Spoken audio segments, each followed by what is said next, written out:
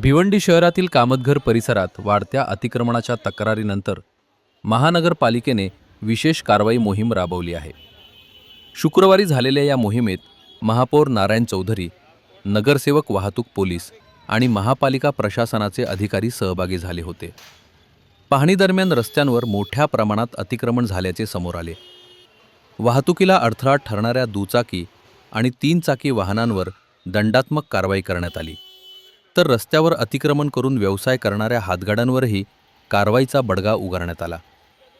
यावेळी महापौर नारायण चौधरी यांनी दुकानांसमोर अतिक्रमण करणाऱ्या व्यावसायिकांना नियमांचे पालन करण्याचा इशारा दिला असून नियमभंग करणाऱ्यांवर कठोर कारवाई करण्यात येणार असल्याचे स्पष्ट केले. शहरातील रस्ते अतिक्रमणमुक्त ठेवण्यासाठी अशा मोहिमा सातत्याने सुरू राहणार असल्याचे प्रशासनाकडून सांगण्यात आले. याच्यावर असं परिस्थिती आहे का रोड मोठा आहे, पण हे सगळे गायवाले हातगाडी पुढे ठेवण्याचे पैसे घेत आहेत. म्हणून आम्ही संबंधित सगळ्या दुकानदारांना नोटीसी लावणार.